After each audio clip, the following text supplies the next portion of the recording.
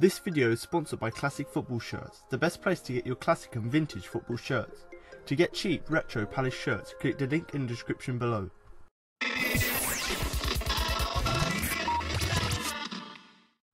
Hello and welcome to the Equals to Palace podcast.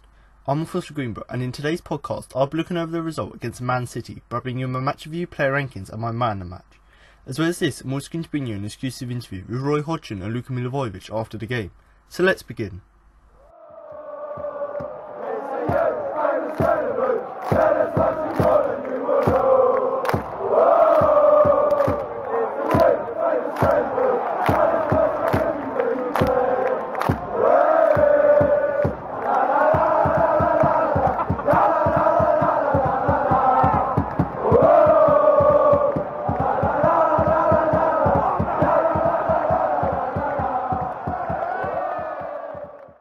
Unbeaten Manchester City continued their impressive goal-scoring form as they hit the net 5 times to send Palace to a 6th league defeat of the season. Roy Hodgson made changes to his lineup from 7 days ago as they faced an unbeaten Manchester City side, with Mamadou Sakho getting his first Premier League start since his return and Timothy Fosu-Mensah in for Joe Ward. Jason Puncher was named on the bench as Jeffrey Slupp played further forward with Patrick Van Aanholt at left back. It was Palace who had the first shot on goal as Jeffrey Slupp got on the end of a pass from Christian Benteke, who had got the better of his man as he looked to break forward, but the 4th minute chance was blocked by John Stones. Mamadou Sakho nearly had the worst possible start to his first appearance in the Premier League since returning to the club, as trying to clear the danger from a Kevin De Bruyne cross with a diving header, he put the ball against his own post, but fortunately it went away to safety. City enjoyed a lot of possession in the opening period of the game, and Palace had Wayne Hennessy to thank for the deadlock not being broken on 13 minutes. From a corner the ball fell to Nicolas Otamendi, and from point blank range the keeper pushed away the ball, and once again the visitors were grateful that the home side couldn't make anything of the loose ball. Just 2 minutes later he was called into action again when he got down low at his near post to smother away a low drive from Raheem Sterling. It was at the other end though where the woodwork saved City from going behind. Ruben Loftus-Cheek broke clear and made space for himself just outside the box, and his shot beat Ederson in the City goal, but the ball struck the post to deny the on-loan midfielder. The same player had another chance on the half-an-hour mark as Andros Townsend and Patrick Van Aanholt combined well to set up a chance for Loftus-Cheek again, but even though he got on the end of the cross he put a good chance wide of the target. City came close to continuing their outstanding goal-scoring return, as Leroy Sané's cross was met by Sergio Aguero, but just in front of the Palace goal he put his chance over the bar and it was a let-off for Palace. Hodgson would be pleased with his side's defensive first half display and for the approach play from the home side as they struggled to break down the visitors, but they did finally get the breakthrough minutes before the break. Sané played the ball to Silva and then received the ball back before getting past his man and calmly finishing off as he put the ball beyond Hennessy to go into the break with the advantage. The home side increased their advantage soon after the break, as Sané was involved again as he made a cross from the left hand side and played the perfect ball to find Sterling.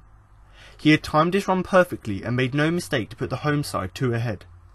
The England striker nearly had his second of the afternoon 3 minutes later, when Hennessy could only push away a cross from De Bruyne, but Sterling put his opportunity into the side netting. It was not long though before he made amends as De Bruyne played the ball to the far post and Aguero put the ball into the path of Sterling, who made no mistake to continue their fine form in front of goal this season. Changes were made by Hodgson as Punching came back into action and Benteke left the field due to injury, being replaced by Bakary Sakho. A second half dominated by City saw the scoreline increase with 12 minutes remaining, as Sané was involved again, with his cross being headed home past Hennessy by Aguero. With 2 minutes remaining, an excellent strike from just outside the area from Fabian Delph into the top corner completed Palace's misery after another impressive performance from City.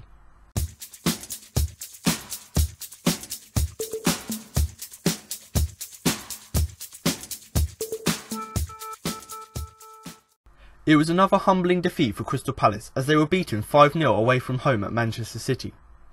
The Eagles returned home from Manchester pointless after a disappointing second half display, with City scoring 4 goals to put Palace to the sword, having been frustrated for much of the first half by a resolute display from the visitors. But what do we learn from the game? Here are 5 things. Number 1. There is plenty to do. As Roy Hodgson admitted himself after the game, this was a baptism of fire for the Eagles. But he said he already knows that there's a lot of work to do. This just highlighted some of the deficiencies and limitations within the squad, particularly against an attack as potent as City's. Number 2, City are ruthless. Crystal Palace are not the first side to lose heavily against City, and they certainly won't be the last. The Eagles were disciplined and organised in the first half as they frustrated the hosts, but once the second goal went in, the floodgates opened. And to be fair to City, they took advantage and pressed for more goals. It could have been more in the end as City kept pushing forward, as they did against Watford last weekend. Number 3, Roy Hodgson can be ruthless. It was only his third game in charge and his second in the Premier League, but the Palace boss proved he is not afraid to make a change to his side, and drop players who have been mainstays of the side. The likes of Joe Ward, Jason Punchett and James McArthur have all been regulars under a succession of different managers, but Hodgson showed he can be ruthless by dropping all three to the bench. Number 4, striking crisis. It is the situation most Palace fans have been dreading, an injury to Christian Benteke. The Belgium international went off with ligament damage and now looks set to miss the trip to Manchester United next week. And with the club's only other senior striker Connor Wickham still on the sidelines as he recovers from a cruciate ligament injury sustained last season, Palace could be without a recognised striker with Premier League experience for the game at Old Trafford. And number 5, Lone Ranger. Once again, Ruben Loftus-Cheek was the best performer for Crystal Palace, with the Chelsea man looking the most likely source of a goal for the Eagles in another dynamic display from midfield. He hit the post with a low drive in the first half and saw another effort drift just wide. He may now have to be deployed as a makeshift striker next weekend with the injury to Benteke.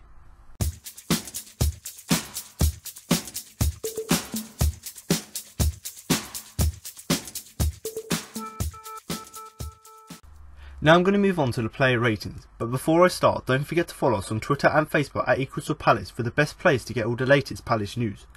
And also, if you're on Facebook, do feel free to join our Facebook group, which is a really great place for you to join in with discussions with other fans, share your opinions on all things Palace, and also a great place to upload photos and videos from the game or anything to do with Palace, so that other fans can see your support from Palace from a different perspective.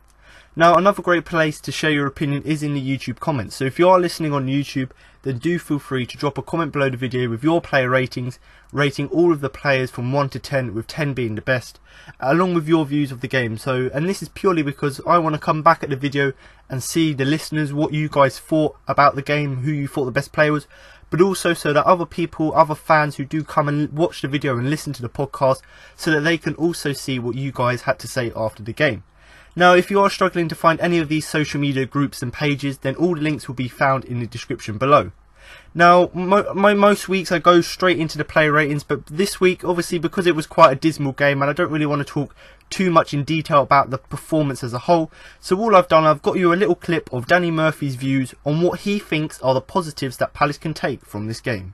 I saw a really positive 40 minutes, actually. Good shape, much better, and I thought Loftus-Cheek in that number 10 role, he caused them real problems, and they had a couple of good chances. So if he can remain fit and healthy, he's going to be a plus, and I think they'll get better. They looked a bit better for 40 minutes. They're just playing against one of the best teams.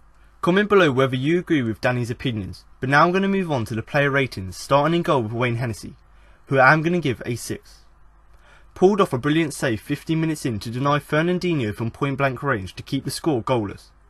Got down well to deny Sterling a few minutes later and held everything that was thrown at him. Couldn't do anything about Sterling's goal, but nearly handed the winger another opportunity with a weak palm out a few minutes later. Missed by a save and an offside flag. 2 big saves in the second half, however, kept the scores down, however. So Wayne Hennessy here, I've given him a 6, and considering we did concede 5 goals, it is quite weird for me to give him a 6, and when you consider, looking back at the game, that maybe 2 or 3 of the goals could be his fault for not necessarily having the balls to go forth and clear the ball.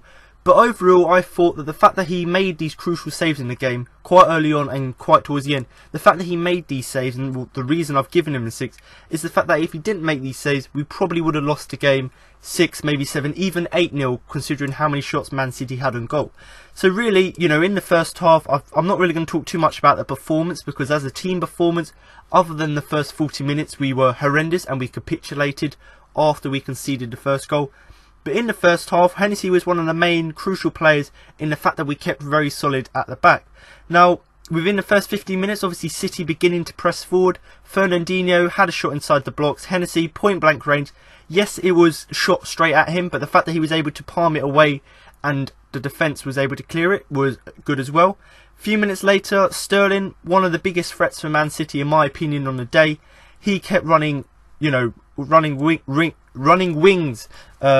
around our defenders. But Hennessy, there was one chance, Sterling got through our defence, had a shot when Hennessy was able to make a save. And, you know, that was in the sort of first 15-20 minutes. And in the other sort of 20 minutes of that first 40-minute period where we were playing really, really well, everything that was thrown at him, so shots, corners, etc., most of them, and to be honest, I say most of them, probably all of the shots on goal in that sort of first 40 minutes, he managed to hold them really well. Obviously, the goal that Sane scored, yes, it was brilliant from David Silva to chip the ball over to Sane and Sane to nutmeg Hennessy. You could say Hennessy should be doing better there.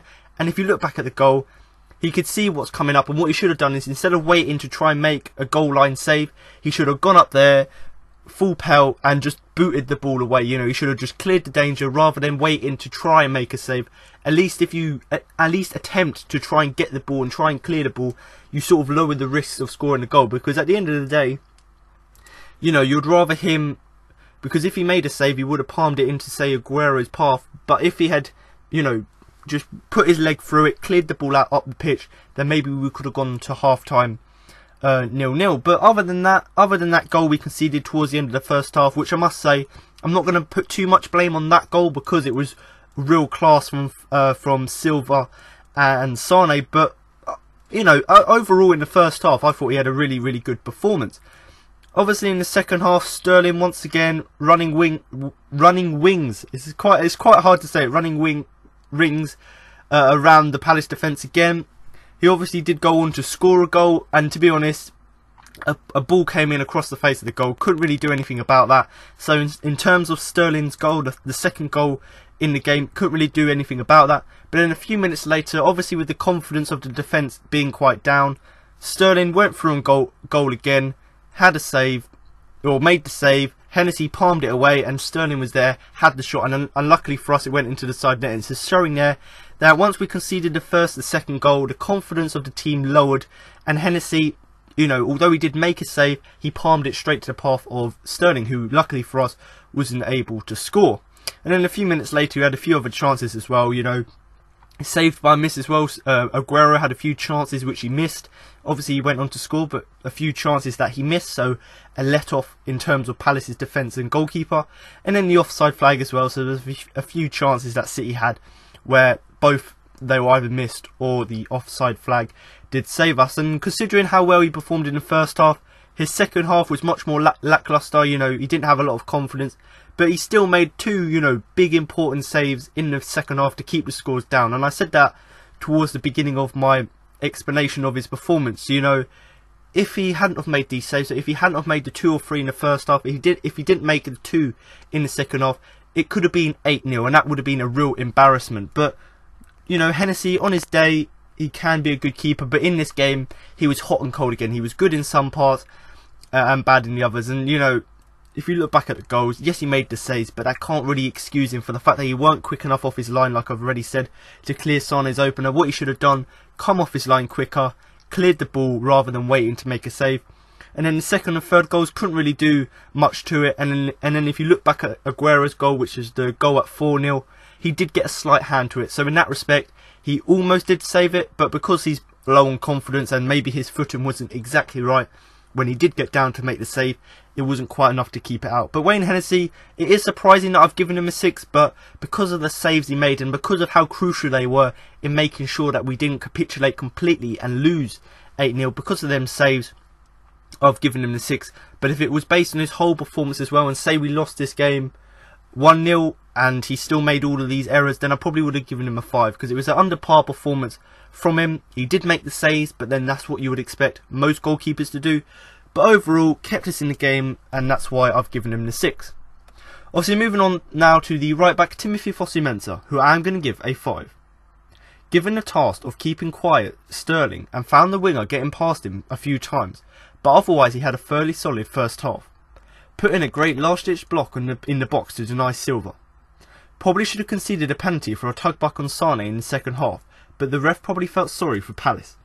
So Fosu-Mensah here is his first game for Palace playing as a right back, and I thought in the first half, in the first sort of 40 minutes where we were playing quite well, I thought defensively he was very solid, and although he did struggle quite a lot with Sterling's pace and the trickery that Sterling's got, I thought that he dealt with him really well. And if you look back at the stuff we've done in the first half, other than struggling with Sterling, there was a time where Silva, much like he done with the first goal we conceded, lovely magic Silva was doing in that midfield role. There was one chance he got through the Palace defence, and Timothy Fosu-Mensah was able to put in a great last-ditch tackle. So that just shows that even though he's playing as a right back, he can drift inside to make these important blocks and tackles if, say, an attacking player such as Silva can get through. Now, another thing I did jot down there was that he probably could have conceded a penalty for the tug back on Sane, but I did say, straight after the game, watching the game, it does look like a penalty. Sane's through on goal and he's pulled him down, but if you look back at it, Sane has sort of ran into Fosu-Mensah and then fell because of that, and to some people that would look like a penalty claim, but the fact that Fosu-Mensah was trying to get down to get the ball, and obviously as he's done that, he's gone to sort of, not pull Sane down, but he's gone a bit physical. He's tried to barge Sane off the ball. He's managed to get the ball, but as Sane's done that, he's gone into Fosu-Mensah and tipped over. So, although I said it could have been conceded as a penalty, and I said that the ref probably felt sorry for Palace, realistically, looking back at it, it wasn't a penalty because, like I said, Fosu-Mensah outmuscled Sane, and Sane, because of that momentum of Fosu-Mensah going down to win the ball, obviously Sane, went down in the box. But like I said, I've given him a 5, and if I was to rate his first half performance, maybe it was a 6, because I thought defensively he was really solid, putting in some good challenges, and although he struggled with Sterling, I thought he kept him reasonably quiet. But also, in terms of overlapping, something which Joe Ward did struggle to do in the last few games and certainly last season, Fosu-Mensah, because he's got that pace and physicality, there was a few times where Andros Townsend and Fosu-Mensah were doing overlaps, and that was really great to see. So when we were on the counter-attack, we'd sit deep, counter-attack, and Fosu-Mensah would go up there, providing overlap, and he put in a few decent balls into the box. But like I said, as good as his first half performance was, I've given him a 5 because quite like most of the players, we capitulated in the second half and he got overrun quite a lot in the second half. Maybe it's because he hasn't played at right back in Palace's system for ages, but whatever it was, he was sort of more under par in the second half. And, a couple of the goals came from his side, so where he sort of lost his man, City went through to score. But talking about his performance, overall, I think a 5 is a fair result. He was pretty solid in the first half, less so in the second half, but overall, I thought he had a good performance. And in terms of the way Palace set up, obviously we were playing, to me it looked like a 4-2-3-1 formation, but at times it was almost as if we were playing with a back 6 because the wingers, so Slop and Andros Townsend, they almost played as a second right or left back. So at times you obviously had Sakho and Scott Dan as the defenders, or as the main centre-backs, but also Fosu-Mensah and Vanano, they did actually go quite deep. So it was almost as if they were playing as a back 4, and then Slop and Andros Townsend were playing, almost as if, like I said, maybe, let's say a wing-back role, because they were attacking, but also they were being a defence. So in terms of how we set up, we sat deep, counter-attacked, and because of that, we ended up playing a back 6 for quite a lot of the game. And that just shows in how Fosu-Mensah performed in the first half, is that even though we were playing quite narrow, quite deep, he was able to get the blocks and tackles in, which he had been doing at centre-back, because he's got that chance to play a little bit more narrow, and that's what we need to utilise with Fosu-Mensah. We know he's good at tackling, we know he's good at putting in blocks, so if you move him, obviously you want him to go forward, but if you move him slightly narrower, if, say, someone like Sakho or Dan or Tompkins can't get there to make a tackle, at least Fosu-Mensah can cut inside and, make a challenge, and he's certainly done that in this game. But it is worth mentioning, next weekend against Manchester United, he can't actually play, so in my opinion, people are saying that means Ward goes back into the side. But for me personally, I think James Tompkins, when he was at West Ham, he's played as a right back. So my back 4 for the Manchester United game would be Vanano, Sakho, Dan, and then Tompkins playing at right back. But certainly Fosu-Mensah, a good account from him. Obviously moving on now to the captain, Scott Dan, who I'm going to give a 5. Didn't give Aguero much of a sniffing during a strong 45 minutes. Made one superb block to deny Silva a cross right at the end of the first half. could have done better to stop Sane for the goal. So Scott down here, I've given him a 5, and much like Fosu-Mensah, I thought that in the first half, especially the first 40 minutes, I thought he played really well, and he was really, really solid in that sort of back six, as I've already mentioned. And considering how well and how, you know, how many goals Aguero scored this season, I thought Scott down, he limited him to any chances, and the chances that Aguero did have, they were quite difficult for him, and he ended up missing them. And, you know, Scott Dan done what he had to do. He was a very solid defender and didn't give Aguero any chances, any sniffs of creating any chances throughout the game. Now, much like what Fosu-Mensah did, Silva, once again, like I said already, weaving that magic in the midfield for Man City. He got through and goal, and Scott Dan was able to make a superb block, so showing that Silva, possibly one of Man City's most influential, best players, Scott Dan, like Fosu-Mensah, they were both able to stop him, and that shows that in crucial parts of the games, it could be one block or one tackle which isn't made, could result to a goal being conceded. But Fosu-Mensah and Dan did actually make these tackles to stop us, you know, like I said, by conceding more goals, because 5-0 is bad enough, but 6 or 7 would be even more embarrassing. And like I said already, the first 40 minutes was superb. If you look back at the goal, it was a superb goal, lovely link-up play from Silva and Sane. So I can't really blame, you know, Dan too much for the goal, but he could have done better to stop Sane's goal. So what he could have done is, instead of just ball watching, he should have got, you know, close up to Sane, you know, almost like man marking him, making sure he was tight to him. So if the ball did come over from Silva, he could at least try and block it. Or he could have tried to go to Silva to stop Silva from supplying the ball already. But I think there's quite a lot of blame on the whole team for just switching off for that, you know, them few seconds where Man City did score. So we could blame him for the Sane goal, which I'm going to put a little bit of the blame on him for that. But we, you know, we can't give credit. You know, we have to give credit to Man City, because that was a good goal that they really did. You know, which they, you know, it was a fantastic goal they scored. And much like all of the players, and I'm going to keep repeating this for the whole podcast, but we played really well in the first half, especially when we were playing deep and counter-attacking. But once we conceded that first goal, we capitulated and we seemed to lose confidence. And as the sort of second half wore on, the players got more tired, the fatigue started to kick in, and they started to lose a little bit more confidence. And Scott Dan was one of those most, you know, notable players who actually, his performance did drop and his heads did drop once we did concede that goal. But coming back into that captaincy role, I think he didn't do terribly in this game, but, you know, he could have done better with some of the goals. And if we do play for the whole of the 90 minutes against Manchester United, as we did in the first half against Manchester City, then we might have a chance to nick a point. And it's all down to players like Dan, Fosu-Mensah, Sakho, Vanano. It's all down to these players being defensively solid and helping us and assisting us when we're on the counter-attack. But a 5 for the captain, I think, is a fair result. Moving on now to Mamadou Sakho's second debut for the club, and I am going to give him a 5. Nearly scored an own goal early on after deflecting De Bruyne's cross, but it was saved by the post. Got a couple of important defensive headers in.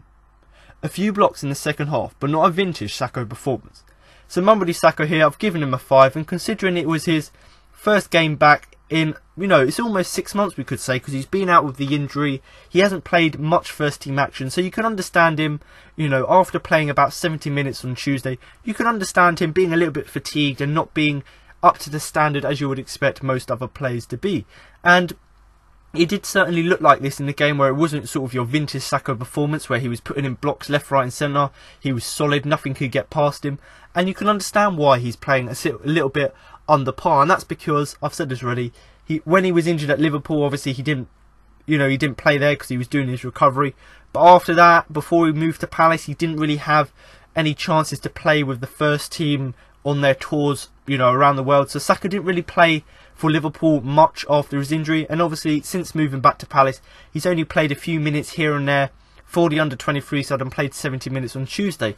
So that's not really enough to get you back to your full fitness and your full ability after injury. So we can understand why he had an under-par performance. But much like Dan, I thought in the first half he seemed fairly solid, but, you know, in the second half, heads dropped, lost a bit of confidence, and it weren't a vintage performance. That's the phrase I'm going to use. But people talk about the goal, or the own goal he nearly scored.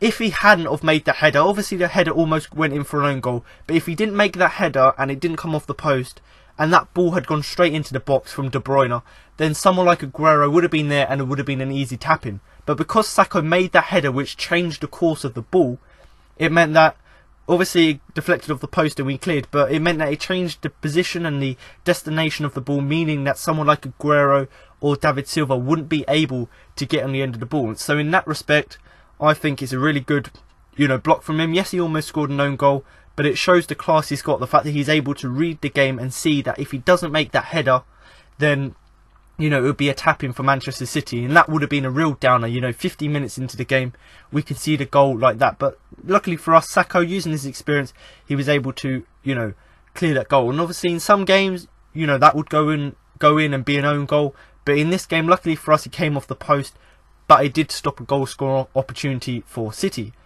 But, talking about his performance as a whole, first half defensively, he was really solid. A few defensive headers here and there. He was bossing their aerial battles.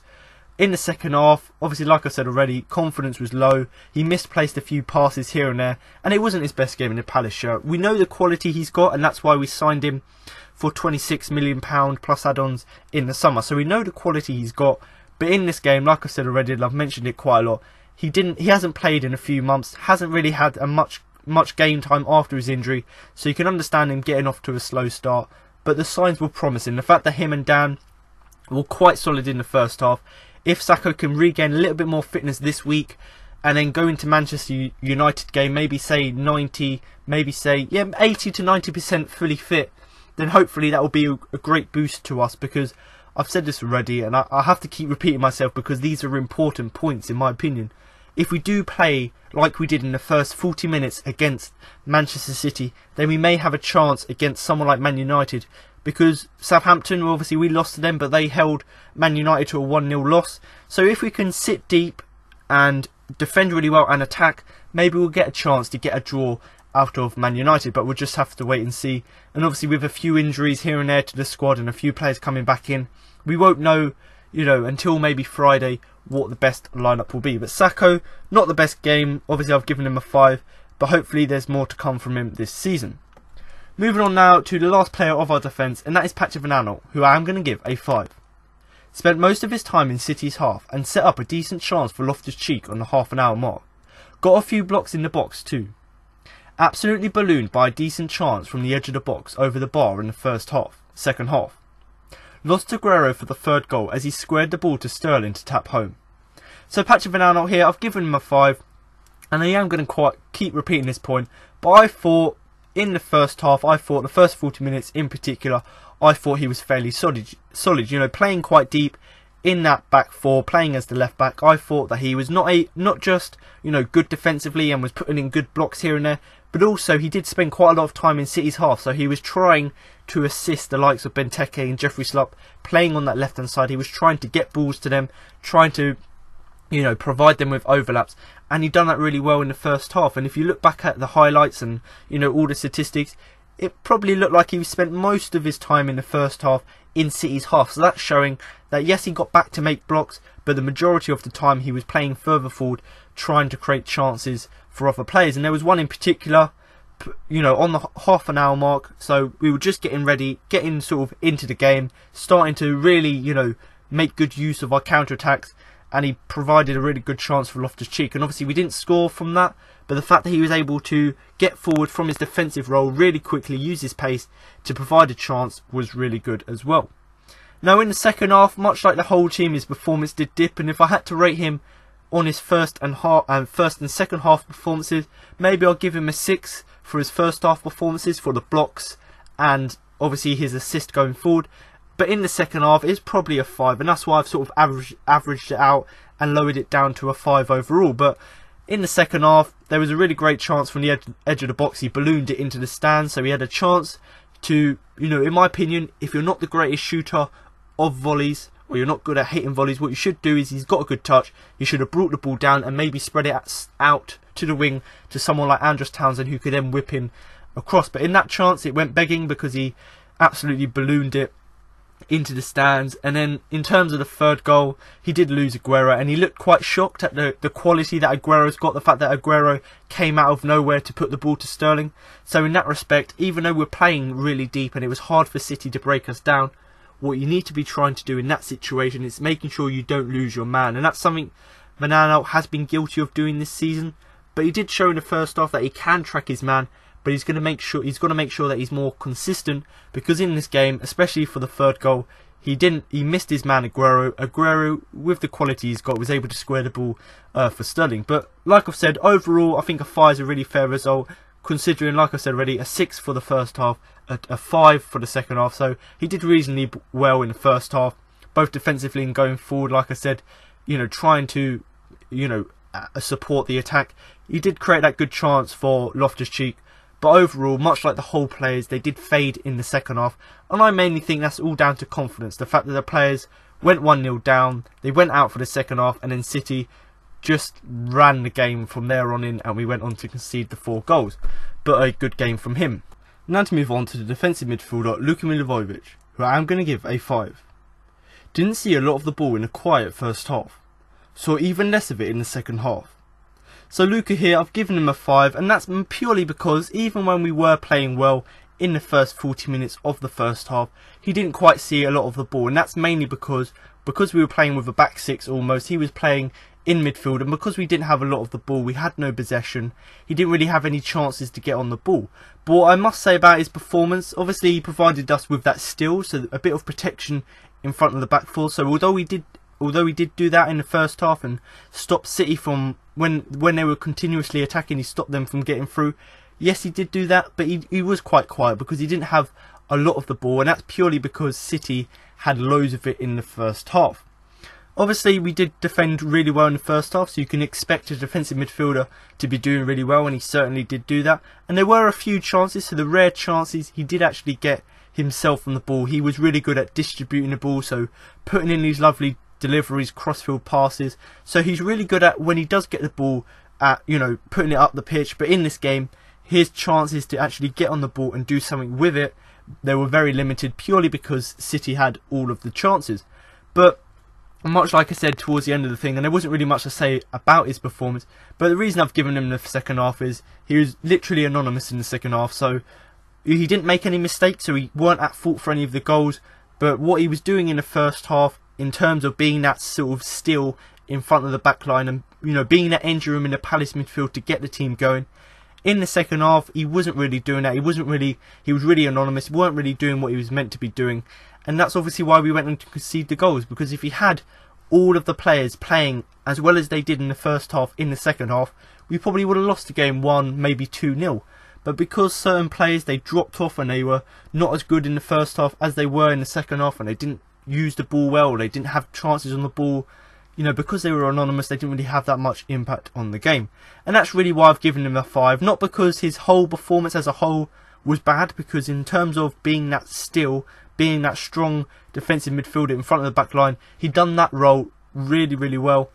But the reason I've given him a 5 is because he was anonymous in the whole game, didn't have the impact which we know he can have from seeing him play this season, and certainly last season as well. Moving on now to his midfield partner, Yohan Cabaye, who I am going to give a 5. Like his defensive partner, Luka, Yohan didn't see much of the ball during the first half, where the ball was passed by them. Taken off with punching 10 minutes into the second half. So Yohan Cabaye here, I've given him a 5, and when you consider how much possession City had, and how important in terms of possession the midfield is, when you're not playing particularly well, and when you don't have a lot of possession, the main players who are going to suffer are the midfielders, and Cabaye certainly did show that in this game, and that's why I've given both him and Luka a 5, and it's purely because City had so much of the ball. The midfielders were anonymous in the game, didn't really have that many chances to A, get on the ball, or B, to do anything when they did get it. And much like Luka, didn't really get much of the ball in the first half, and that's purely because City had all the possession and they were doing all the passing.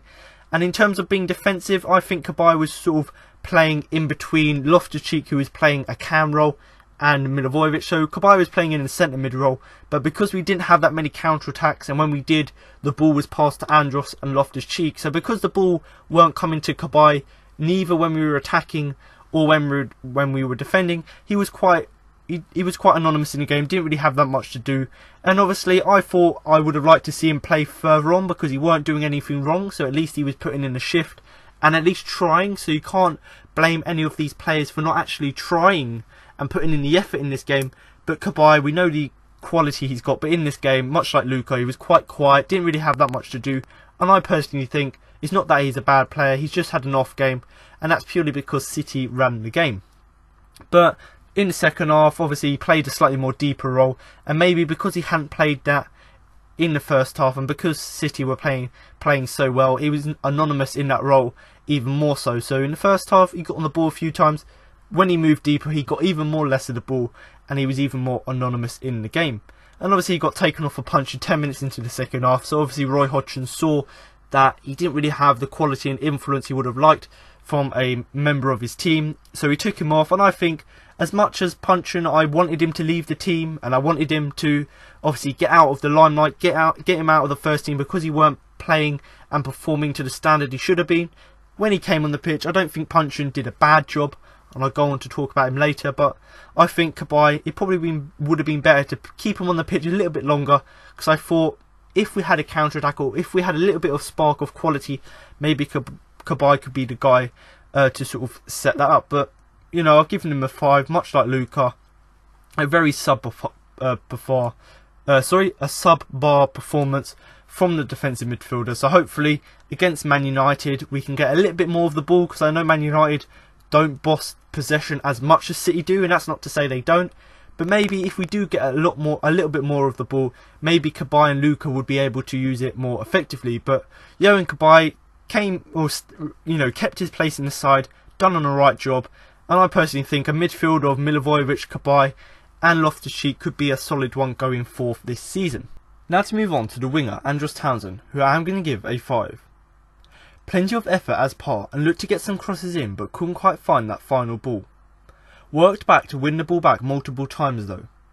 Had one effort from distance blocked, but faded in the second half. So Andros Townsend here, I've given him a 5, and I keep repeating myself, and it's getting quite annoying for both myself and you guys listening. But Andros Townsend, he put in effort, he tried to do something with the game, but City was so good that he was quite quiet in the game and didn't have the chances he would have liked. But in the first half, I thought his performance was so much better, as was the whole team, but I thought his first half performance was excellent considering the pressure and defensive work he had to do because of how well City were playing. But also, I think, you know, when you do get chances, you have to take them, and I thought he did do that. So, and that's why I've given him the benefit of the doubt. Yes, he didn't have too many chances offensively, but when he did do them, and the reason I've given him a 5 is he did look to put in effort, he did look to get crosses in the ball, so he get, you know, crosses into the box, but he didn't quite have that final ball. He didn't quite have that little bit of quality to when he gets the cross in, it's pinpoint to the head of Benteke, Loftus-Cheek.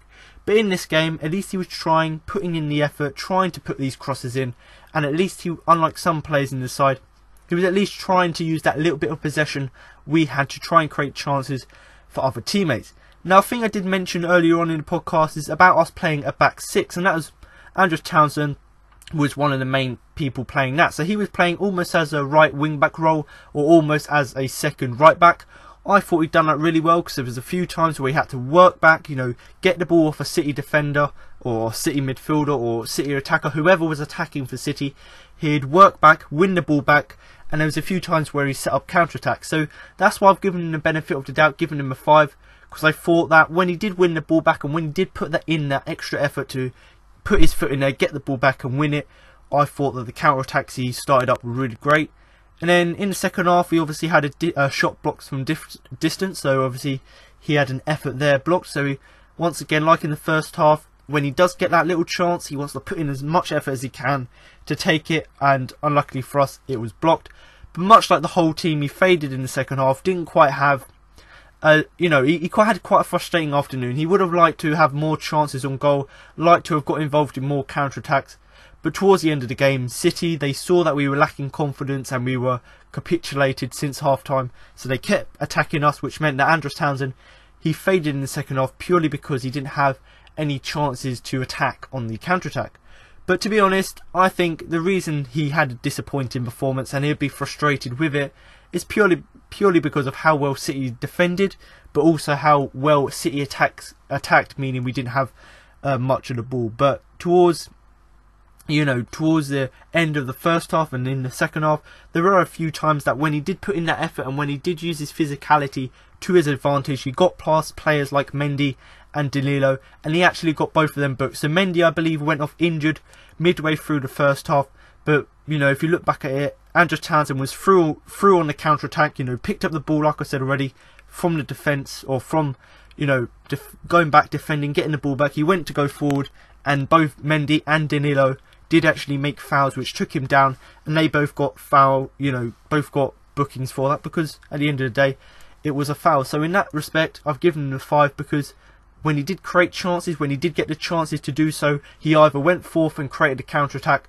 or he tried to do so and City's players took him out. So the fact that players have to tackle you to get the ball off of you shows that they sussed out that actually Andros Townsend was a threat for us going forward. But a 5 for him, I think, is a really fair result from what was a really frustrating afternoon for him. Obviously, moving on now to the Chelsea loanee Ruben Loftus-Cheek, who I am going to give a 7. Palace's most threatening player yet again, driving forward from midfield, and was so unlucky not to score when his deflected drive from the edge of the box hit the post. Went close on the half an hour mark from close range, but dragged his shot wide of the far post. Tried his best in the second half, but struggled. So Loftus-Cheek here, I've given him a 7, and once again, even though he's not our own player, he's playing for Chelsea, or he's on loan from Chelsea, he's one of Palace's best players, and I don't know whether it's because the system we play suits him, or whether it's just because he's a really quality player, didn't get a chance at Chelsea, and now he's trying to prove that. Whatever he's doing, he's proving what a quality player he is, and even though we've got the likes of Benteke, Zaha and Townsend, to be honest, this season Ruben Loftus-Cheek, he's not even our player, but he's been our most threatening player. And in this game, Roy Hodgson has sort of sussed out that it's not necessarily great to play him on the wing like Frank de Boer did. It's not great to play him so deep that although he can make tackles and put crossfield passes, you know, you're not going to utilise his shooting ability. So what he's done, he's played him slightly further forward, almost in a sort of centre mid role next to Cabaye, so that means he can pick up the ball from midfield, drive forward, and then have shots on goal or pass the ball to Benteke, or to spread it wide to either Slop or Townsend. So in terms of his position, I think Hodgson has sorted it out. He knows that he's good at picking up the ball, not so deep from midfield, but in the middle, in the centre of the pitch, driving forward and creating chances. And in terms of his positioning, he had a great chance because of where he was playing to have a shot. He had a shot, and his deflected drive hit the back of the post. So if that had gone in, it would have been 1-0 to Palace. City being 1-0 down, it could have affected their confidence considering how well they've played, and maybe Palace could have gone on to get a draw or even win the game in the most unlikely scenario. So if that goal had gone in, instead of hitting the post and no one was able to connect to the follow-up, if that had happened, then maybe we would have gone on to win the game. But he was unlucky with that shot, and then just after the hour mark, so a few moments later, after he hit the post, you know, I think it was maybe Townsend or Cabaye whipped the ball into him in the area. He had a shot and he dragged it just wide. So if you look back at the replays, the ball's literally come really quick right in front of him. He had to think quick, so he hit it first time and it went just wide. So if that had gone in, and the first one, it could have been 2-0, and both goals scored by both of our 2 shots on target. But unluckily for us, both of them chances didn't go in. But that's just showing, even though he's not our own player, even though he's one of the youngest players in the squad, he's still one of our most attacking, threatening players. And if he can do that next week against, say, Man United, where we need him the most, with Benteke out injured, he could be the one to score our first goal this season, because he's already shown this season that he's got that quality to drive forward, have shots on goal and create chances for other players. But much like the rest of the team, in the second half, he did struggle. He did try his best like Townsend. He put in the effort. But because City had all of the ball and they were controlling the game, he didn't really have as many chances in terms of going forward as he would have liked, like he did in the first half. But once again, for almost the 6th game in a row now, obviously he missed a few through injury, but he came close to scoring most of our chances this season. He was our biggest threat for Palace going forward. But much like the rest of the players, and I've already mentioned this already, he would have liked to have a little bit more influence in the second half. But I think, in terms of his overall performance, I think a 7 is a fair result. Because once again, Palace's most threatening player, and on his day, this guy can be a really, really good player. So hopefully Chelsea do see the quality he's got. But there's a few quotes in the media saying that he might not see his future at Chelsea. So maybe if we do stay up in the league, maybe he could be a transfer target, because he's certainly happy at Palace, he's given his all, so hopefully we can see more of that in the coming weeks. Obviously moving on now to the winger Jeffrey Slop, who I am going to give a 5. Linked up well with PVA down the left, but wasn't quite involved as much as he would have liked to be, although possibly it was because he was asked to do a lot of defensive work. Not involved in the second half as City became rampant. So Jeffrey Slop here, I've given him a 5, and I keep repeating this, but much like the whole team, I think that his intent was right and he had a really good first half performance and he did really well offensively, so linking up with Vanano and himself, you know, on the overlap down the left hand side, I thought he'd done really well doing that. But the reason I've given him a 5 is although his performance was alright, he wasn't quite involved as he would have liked to be. So most of our attacks were coming through Andros Townsend and Loftus-Cheek, and although there was a few overlaps from Jeffrey Slop, who got in behind a few times and looked like he was much more comfortable in an advanced role, he still wasn't involved as much as he would have liked to be. But that's probably because with us playing a back six, like I mentioned, City were running rampant, running all around us, and Jeffrey Slop had to play as an extra left back, and I thought he done really well because he got the balance right from when he had to be a left back and defend, but also he got, you know, he was able to go forward and attack. And like I said, there was a few chances with Patrick Van Aanholt and Jeffrey Slop where they linked up really well, passing the ball to each other, 1-2s. That was really excellent as well. And there was a few chances where Hennessy cleared the ball up to Christian Benteke, he headed it down to Jeffrey Slop, and he had a few chances where he wriggled into the box. He had a shot which was saved, I believe, as well. So overall, I think he, you know, done really well to support Benteke and to get back and defend. But he would have liked to do a lot more in this game. But a thing I've seen quite a lot of people mention, and I heard this on the whole radio as well, they've mentioned the fact that, you know, Jeffrey Slop, we know he's not a natural left back, so when he does play in a more advanced role, it shows the quality he's got there. He's got the pace, he's got the skill. Yes, his shooting may not be the best, but there were a few chances where he got in behind, put in crosses, and unluckily for us, they weren't quite as to the quality and accuracy we would have liked. But the fact that he's able to get forward, drive forward, and, you know, manage to get in behind and put crosses in is what we would like to see, you know, from the team. So hopefully, obviously with Christian Benteke possibly being out, maybe someone like Freddie Ladapo could come back and play, or come into the squad and play as a striker. But Jeffrey Slop, you know, shown on this game, he's got a little bit of physicality. He played as a striker for Leicester, so possibly, maybe Jeffrey Slop could be an option for us going forward. But much like the rest of the team, wasn't involved in the second half, and even though his first half was alright, it wasn't the best, but it was alright offensively and defensively.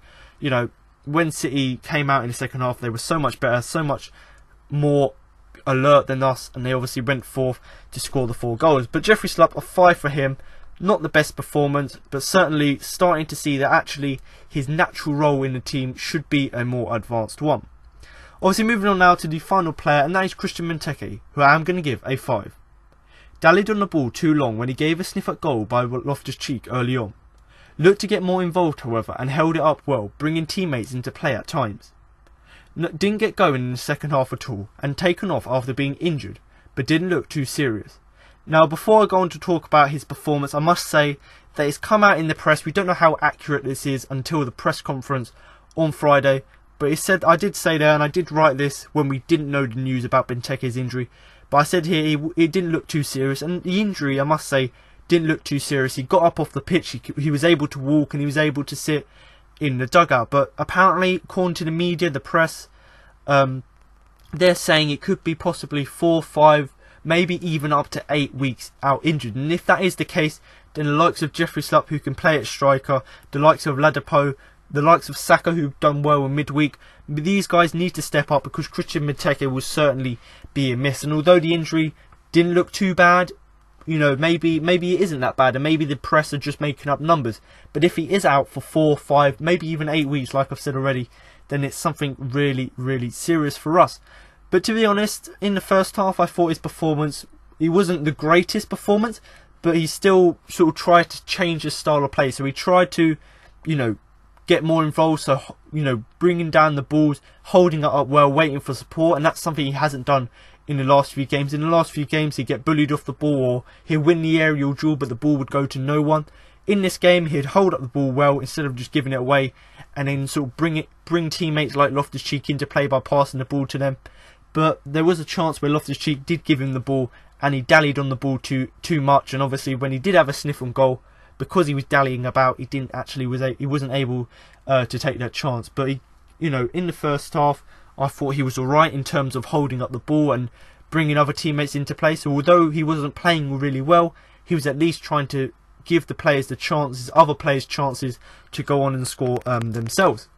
But to be honest, nothing in the second half, much like the rest of the team, done even worse in the second half than he did in the first half. And obviously he got taken down injured. But to be honest, he was the lone man in the first half, so he was our only man playing in an advanced role. So you can understand him being isolated at times.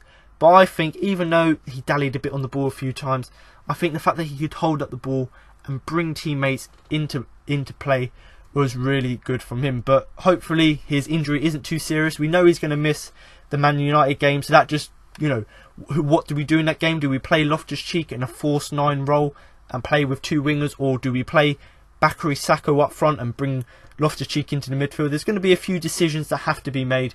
He certainly, even though he hasn't had as much influence and he hasn't had brilliant games in the 6 games we've played this season, he certainly, now he's been injured, it's shown how much of a miss he is. And it's highlighted the mistake made by the board and the managers, that actually we should have really be bringing in a striker, because if Benteke got injured, we've got no first team quality strikers. But maybe someone like Ladapo, maybe coming in from non-league, he hasn't got that fear, and maybe he could do something going forth this season. But do comment below, what you thought of Christian Benteke's performance, but also do comment below whether you think maybe someone like Solid Kaika, maybe someone like Slop, even someone like Bakary Sakho may get a chance to play at striker. Now let's move on to the subs, Jason Puncheon and Bakary Sakho. Starting with Jason Puncheon, who I am going to give a 5. A second half introduction for Kabay and put in one particularly good tackle, but that was it. Bakary Sakho, who I'm also going to give a 5.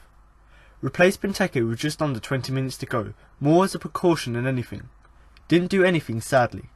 So the 2 substitutes here, and this is quite an occurring thing, but I've given both of them a 5, and that's a theme that if you listen to the beginning and the middle and the end of the podcast, I keep saying that most players got a 5 out of 10, and that's purely because we couldn't really do much against Man City, but at least the players tried to do something within the game. And although, Jason Puncheon and Bakary Sakho, although they didn't have any influence over our best spell in the game in the first 40 minutes, they still came on and did little bits here and there. Jason Puncheon had given him the 5 purely because he came on for Kabay, who also wasn't having a really good game. So you weren't really expecting Jason Puncheon to make a huge difference. He just really was there to make up the numbers. But there was one time in particular, he didn't do anything else in the game, but I've given him a 5 because there was one good tackle he made, stopped the City attack, so it stopped it from being 5-6, maybe 7-0. So in terms of that tackle, that was great. Obviously he was left out of the team. Obviously being captain, he kept his place in the team. But Hodgson was brutal and said, I'm going to play players who are on form. So he dropped Puncheon to the bench, and he did struggle. Even though he came on, you would expect him to try and prove a point to the manager. But really, even though Man City were controlling the game, he didn't really look like he was going to have much influence after coming on. The same could be said about Bakary Sakho. Obviously came on up front instead of Benteke. Obviously Benteke came off with the injury, which we don't know whether it's serious or not.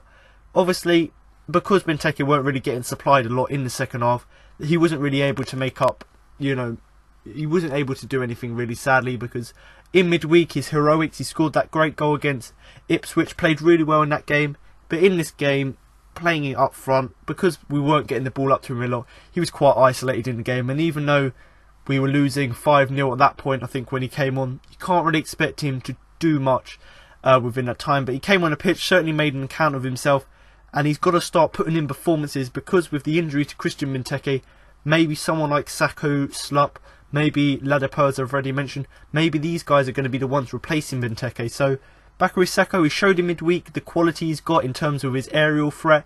We know he's got a really, really powerful left foot. So hopefully, if he does get a chance to play up front, or even if he plays out wide and we play Loftus-Cheek as a false 9, I think that he should be able to take his chance, because he showed against Ipswich and little bits here against Man City, although not a lot, that he has got the quality going forward. But both substitutes, you can't really expect them to make much of an impact, so that's why I've given them both a 5. But to be honest, just to go over the game really quickly, we were all predicting a loss. I certainly before the game said I'll be happy with a 3-0 loss. We lost 5-0. We knew it was coming, so I'm not really that sad from about the game. But to be honest, there was a point in the game, after the first 40 minutes where we thought, actually, we're playing really solid today, really deep, we're counter-attacking really well. Maybe because we're frustrating the host, maybe we could get something, something out of this game. But then as soon as City scored, I've said this already, the confidence dropped, the heads dropped. We sort of capitulated from that point on, and we got worse on from there. But the thing I must take from this game, even though we lost the game, we're never going to win against City. We're probably not going to win against Man United or even Chelsea. So these games are written off. But the fact that we've now in this game started to play our best starting 11, and we dropped the likes of Joe Ward and Punch into the bench, because these players have been struggling, they've been bringing the team down. They dropped, Roy Hodgson was brutal, dropped them to the side, and we improved drastically in the first half. So even though we did lose the game, Hodgson showed that actually this team, when he drops players out of form, could actually do really well. And even though we've got no points after 6 games, we've got no goals, it's obviously difficult to write anything positive after these, opening 5-6 games. But to be honest, when you're in a bad form or a bad run of games, it's really unlucky when you get fixtures like this against City, United and Chelsea in a row. It's really unlucky when you get that. But hopefully the fixtures after that, we're not likely to get points against City, United or Chelsea. So when you get put up against teams in the top 4, you're not expected to do that and get points. But hopefully in the games against Newcastle, West Ham, Everton, Stoke City, Brighton, all of these games which are coming up, hopefully we can get something from these games, because at the moment we've got we're in really bad form. We're not going to get anything out of the next 2 or 3 games. So hopefully with these games being written off, it will allow Hodgson to see his squad and find the best players. So hopefully after the Chelsea game, after the international break, with the return of Wilfried Zaha, hopefully better things are to come.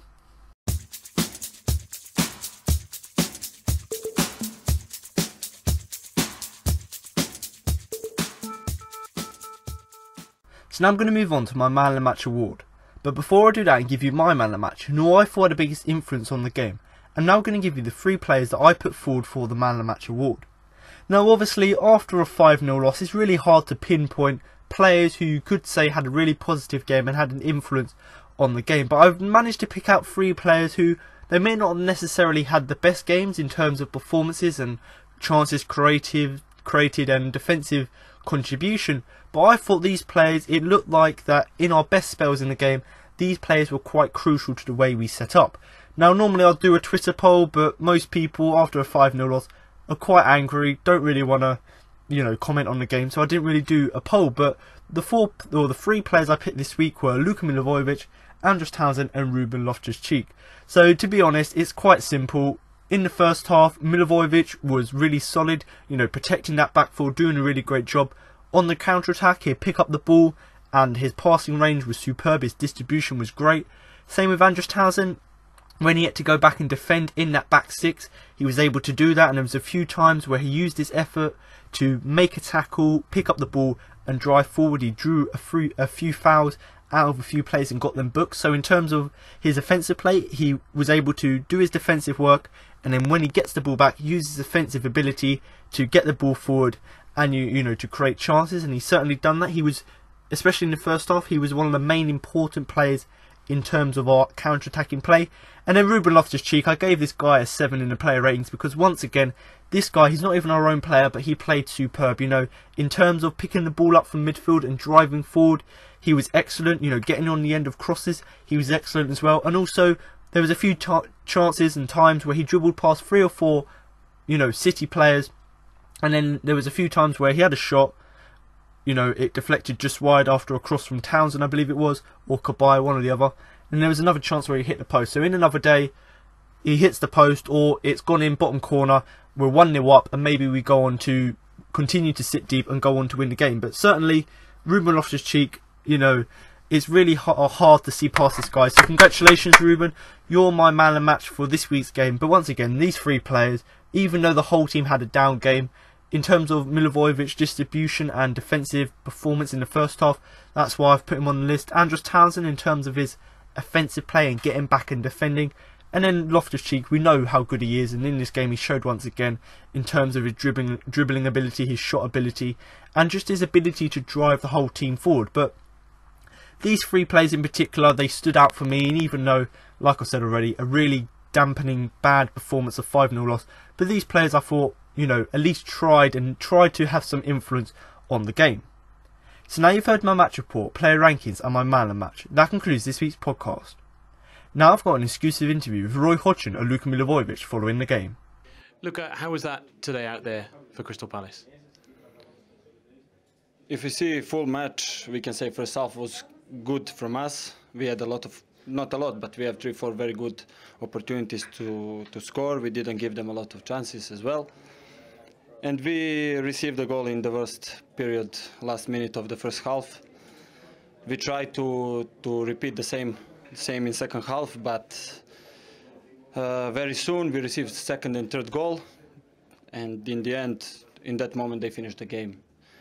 And after they show why they are first on the table, they have a lot of qualities in the team, a lot of good players, and in the end, they deserve to win.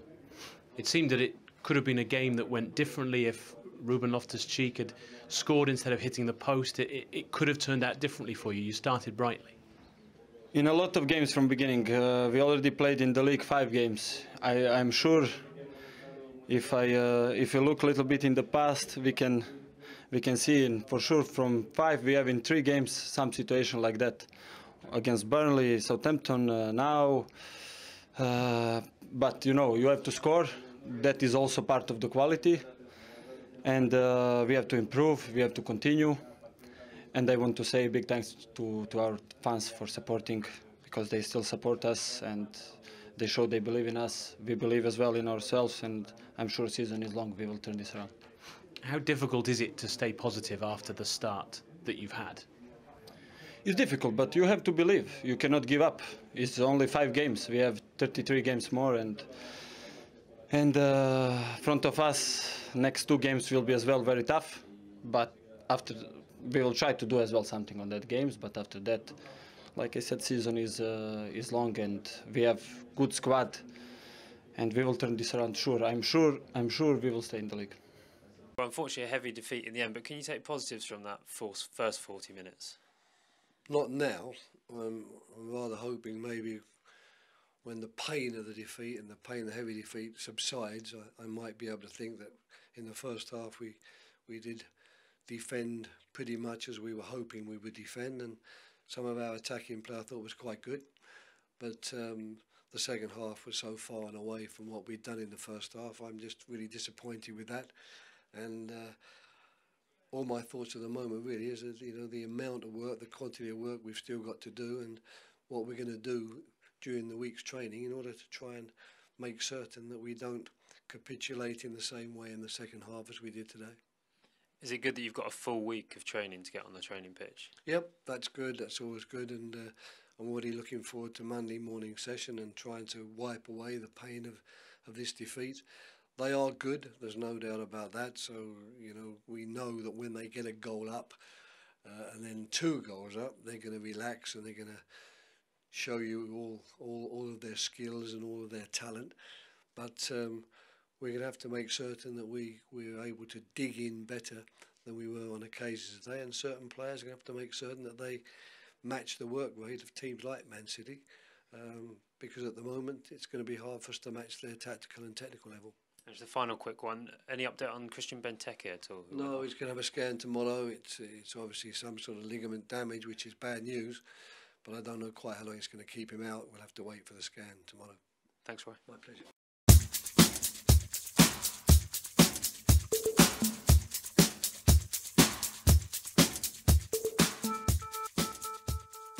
So there you have it. Now you've heard what Roy Hodgson and Luka Milivojevic had to say after the game. That concludes this week's podcast for the game against Man City. But make sure to come back next week for my post-match review of the game against Man United. So thanks for listening, and remember to up the Palace.